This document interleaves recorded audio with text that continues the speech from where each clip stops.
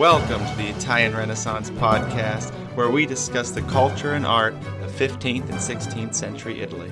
I'm your host, Lawrence Gianangeli. Andiamo avanti. Renaissance people, welcome back to the Italian Renaissance podcast. I did not want to abandon our conversation of the Sforza court after just one discussion of Leonardo da Vinci.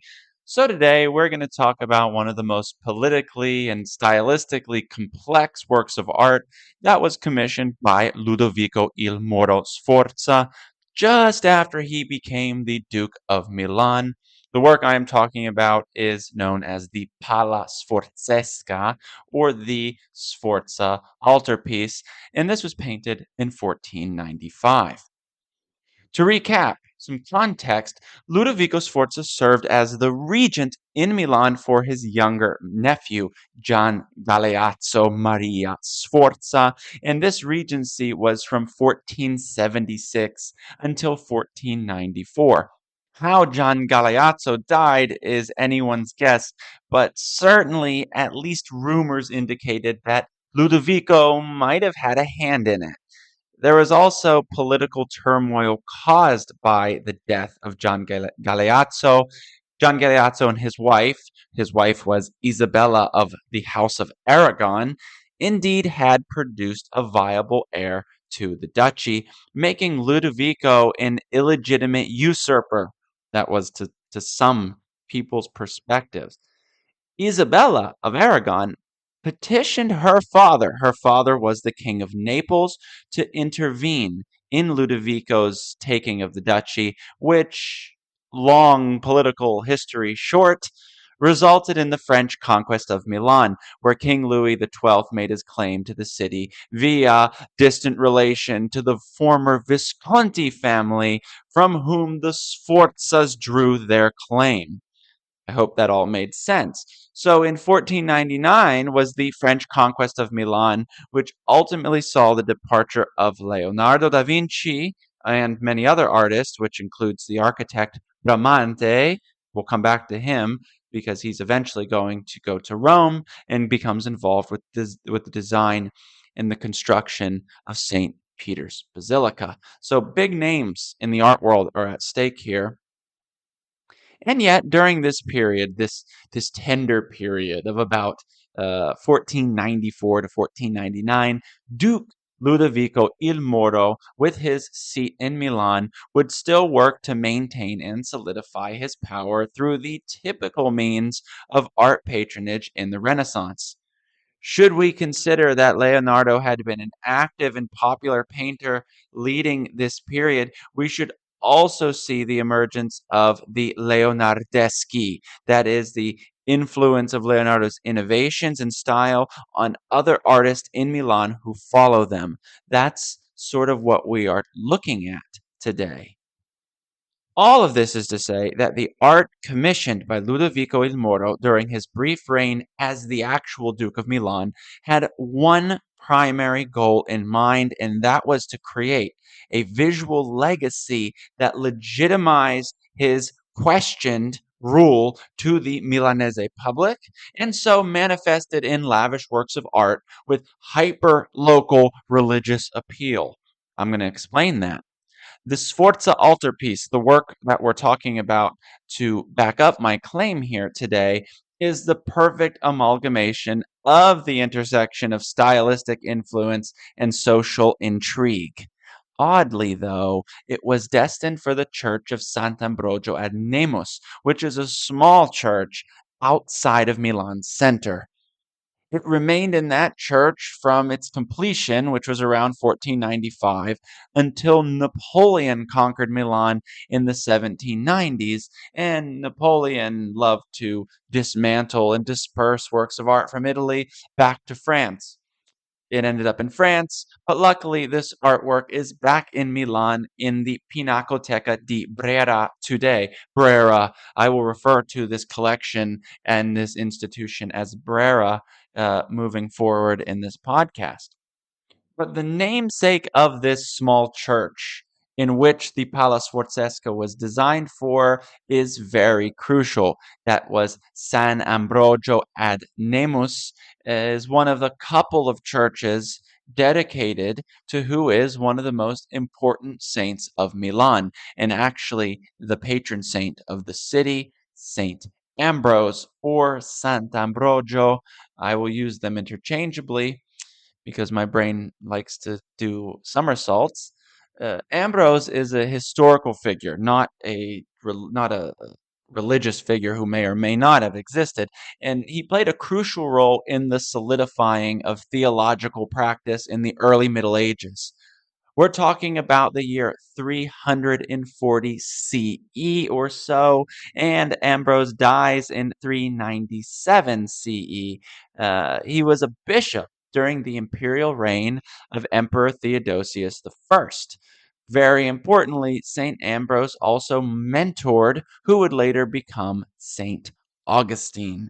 And Augustine of Hippo is, as he is known, one of the single most important theologians and early church fathers, and a writer that greatly influenced the Renaissance, especially because St. Augustine engaged deeply in reconciliation of Christianity with the pre-Christian philosophy of Plato. And you guys know that Platonic thought, Neoplatonic thought, becomes a crux of the Florentine Renaissance. So Augustine of Hippo is quite essential in how they were able to justify the Christianness of Plato.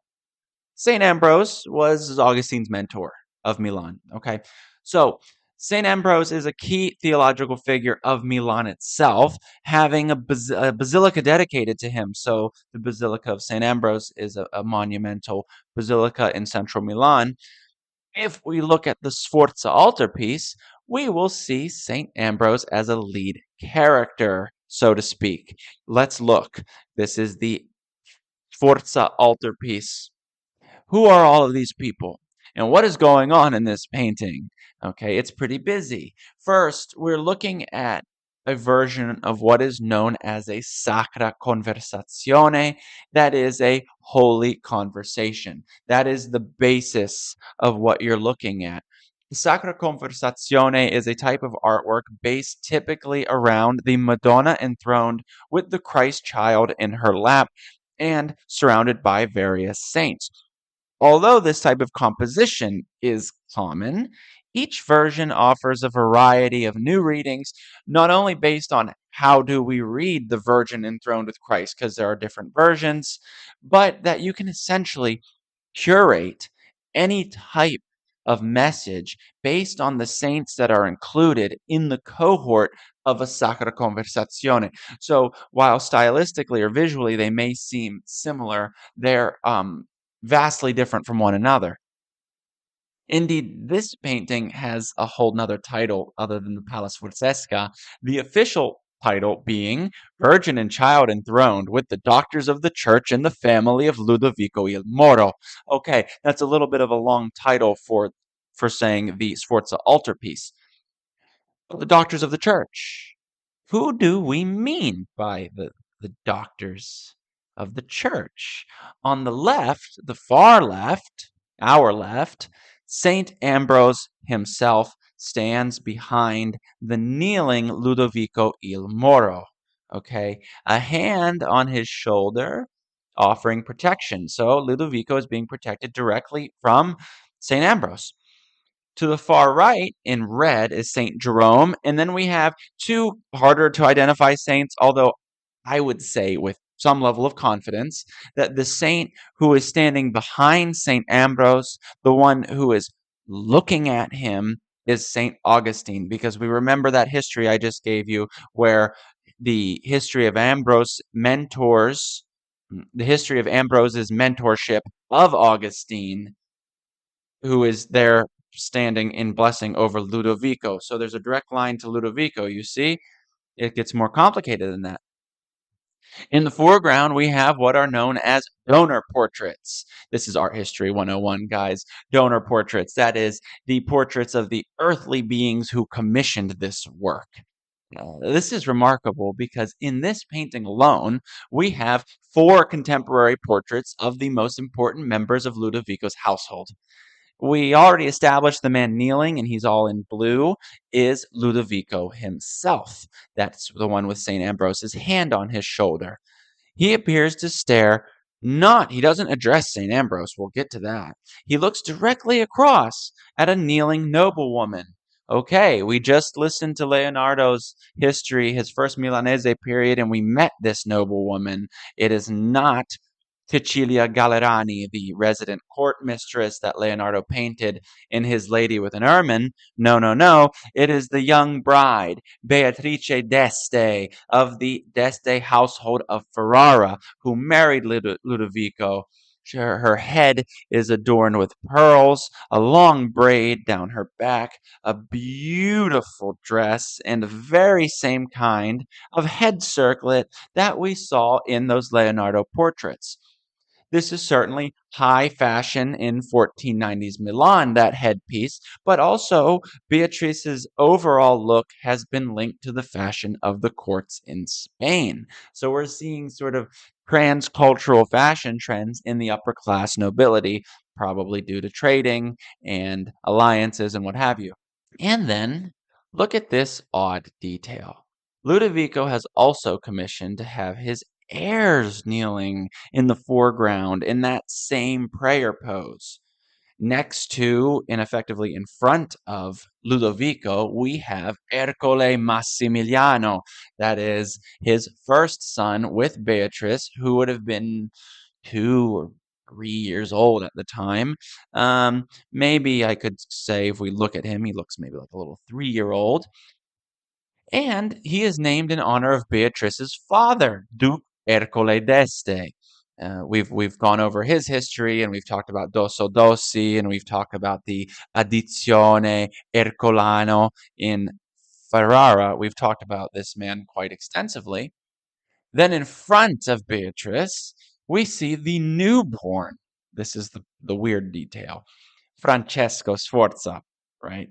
Who is still wrapped in swaddling clothes and has a little cap on. It's like a gold hat, like a little baby hat or what have you. And he's praying too. And it's almost a little ridiculous. He's like a little adult, like a little mini baby adult who's shown in religious devotion to the Madonna and Christ and these saints. But this has, and of course, an important political function.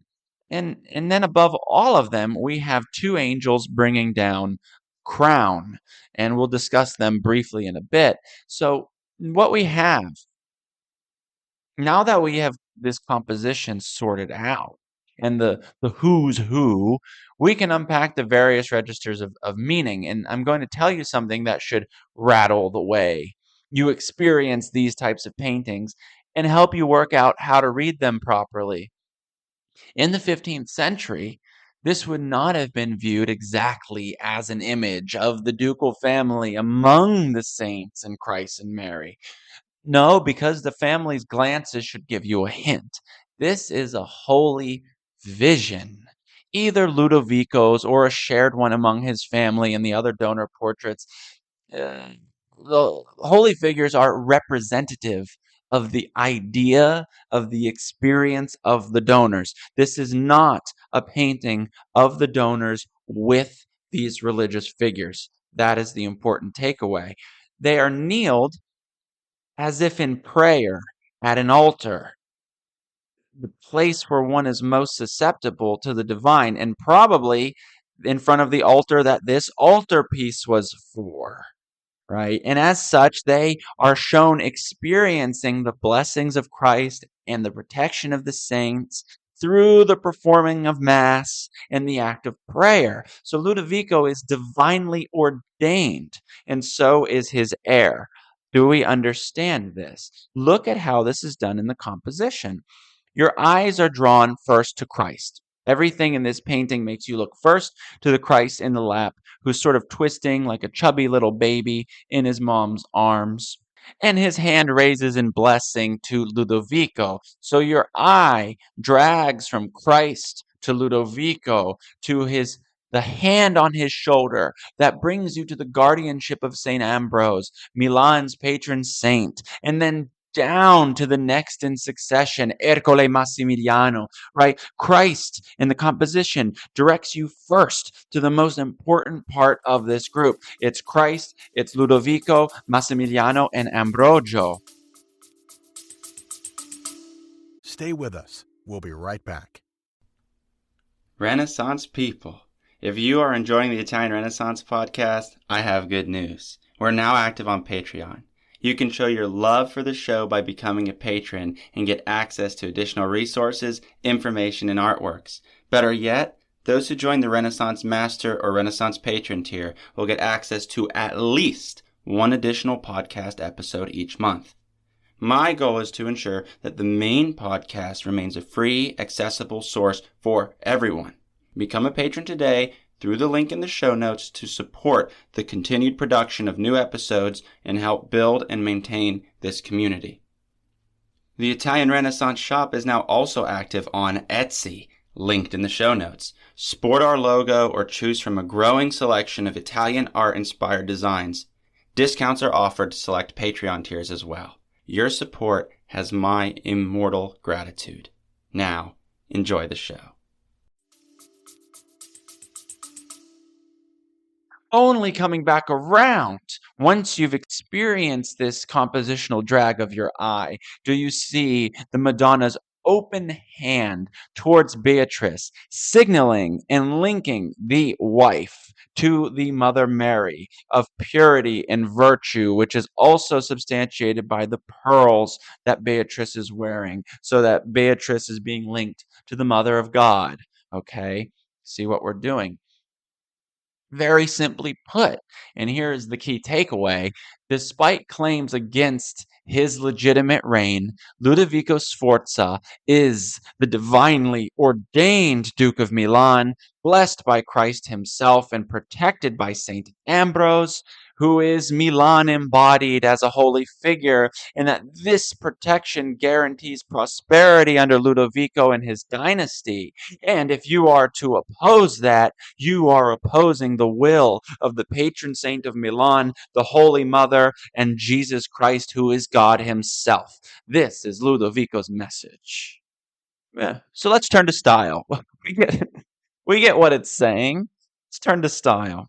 What we should immediately grasp is that although this is a religious painting, it is doused in courtly style, predominantly those Gothic elements that were so popular in northern Italy. But this is a late Quattrocento painting, so these are just elements. That is this highly ornate, excessive use of gold leaf, rich textures like silks and velvets, and it seems as if it's almost every bit of the surface of the painting is given attention, this consumption of space. Then you get those very typical early Renaissance profile portraits of the four, Ludovico, Massimiliano, Ercole, Francesco, Beatrice, which is very traditional despite Leonardo's innovations of portraiture that we saw in the last set of portraits, the lady with an ermine and La Belle Ferronnière. And this is after those, and this is considered Leonardesque, right? What does that mean? One of the most significant factors of the style here is Leonardo's sfumato influence, especially in the face of the Virgin. If we have a look at that, you can see the delicate blur of the line and shadows. You can see the blur of people's contours, but it's very far from achieving what Leonardo's other portraits did. In fact, to say it bluntly, and this is okay, it's okay to look at a work of art and say, you know what?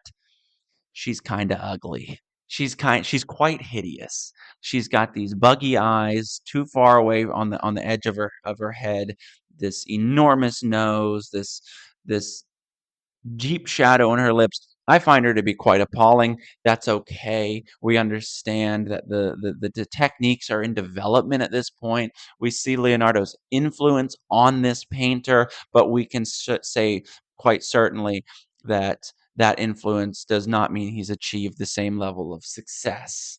And then, yes, I said there is that Gothic influence, but the architectural elements are completely classical. And At this time, the classicizing architect Bramante was working in Milan, and it seems to have influenced this painting. The throne of the Madonna is essentially the pediment of a Greek temple with inventive Roman architectural elements inside of it. You can see a sort of Roman cornice that goes along the bottom and inside the triangle of the pediment. Um, the base is a marble relief, a Roman style marble relief, which may or may not have been a direct reference to an existing one. I could not find it, but that doesn't mean that there's not a collection somewhere with this exact relief somewhere that this painter would have looked at and copied directly. That was a common practice. There are in a sort of they're in a sort of tabernacle with classical columns and a Roman style roof. What makes it Roman style? Again, it's this sort of cornice design and the low reliefs that you see carved all over it. And then you get this offering with the flowers on the inside. And between the base of the throne and the top of the tabernacle, we get these very strong orthogonal lines on a successful perspectival grid. And that helps our eyes fall directly on Christ, first to be led to Ludovico, right? So the orthogonals are diagonal lines that are part of the perspective grid that go to a vanishing point. So what I'm saying is the orthogonal lines of the throne, the orthogonal lines in the floor, and the upward orthogonals in the tabernacle literally fall directly onto Christ. If you follow those diagonals, it is an artistic way of making you look at something, right? So the architecture informs that we are led to Christ, that we are led to Ludovico, led to Ambrose, led to Ercole Massimiliano. And yet, even with the influence of Leonardo, this still reads very closely aligned to the colors and the portrait styles of the Milanese court, which also has influence from portraits done by the Flemish painters in the north. So we have quite a mix here. Yet we have these two poorly executed angels who the artist tried to foreshorten. These two angels at the very top. Yet they ended up as these sort of squat, out of proportion figures that are not very well executed. I have visited this work in person, and I will say, when face to face with this work, that element, the improperly foreshortened angels, it remains true regardless of the viewpoint. What I mean is, if you look at this on the screen, and I'll share, of course, a link to this work, it's going to look head on, and an altar piece is usually up higher, and you look up at it, and you get what's called optical compensation, where the figures fall into perspective, they don't. And with all of these intermingling styles, we're talking Flemish, Leonardo's Florentine influence, local court painters from Milan, it's no wonder that the artist of this work is very hard to pinpoint. In fact, until very recently, given there is no precise documentary evidence, the artist attributed to this work and others has been called the master of the Pala Sforzesca. This is a typical way of naming an artist who has a style that can be attributed to one or multiple works, and we don't know his name or her name. Very recently, there has been some rather convincing research done to give a name to the master of the Pala Sforzesca, an attribution which the Brera has accepted and now attributes the work to a Milanese court artist named Giovanni Angelo Mirofoli. This is kind of genius. I want you guys to try to follow along how this attribution was made. See what you think. The Italian art historian in 2021 named Antonio Mazzotta published a fairly concise work that links Mirofoli to a set of organ doors painted for the Duomo of Milan. If Mazzotta, the art historian, is correct that those doors, which are in France, are the doors of the organ of Milan, then the stylistic comparison between those doors, which were painted by Mirofoli, and the Pala Sforzesca is convincing, right? So you prove the doors are the doors that Mirofoli painted for the Duomo. You do the stylistic comparison, it matches to the styles of the Pala Sforzesco, you now have an artist. Now, I do not have that type of connoisseur's eye for Milanese painting, but after looking at the works, it was convincing enough for the Brera to accept the attribution, and I'm inclined not to protest. I think Mirofoli is a safe bet to say is the attributed artist to the Pala Sforzesco, but as you go through your rabbit hole on this work, you will see most places, most references to it do not attribute Mirofoli. It takes years for these types of attributions to become widespread. Anyway, all of that is to say that art history is still alive and well, and we have a lot of work to do still. Thank goodness. Renaissance people, through this work, we are able to sort through a very complicated nature of how art patronage in Milan was able to mingle with and even combine political intrigue with religious devotion, or we can even loosely say secular motivations of the court and a very refined religious style. To repeat and punctuate this conversation, Ludovico il Moro would not be duke for long, being chased out by the French in 1499. However, one of the omens of the Pala Sforzesco does indeed come to pass, as both of the Sforza children would return to serve as dukes in the 16th century, Ercole Massimiliano for only a few years, until the French King Francis I, that would be Leonardo's French employer, reconquered Milan. Then Duke Francesco Sforza II would serve as the last independent Duke of Milan once the French were driven out. Thus concludes our conversation on the Sforza court in Milan and the Pala Sforzesca. I want to thank you all for listening and coming on this journey with me. Until next time, arrivederci.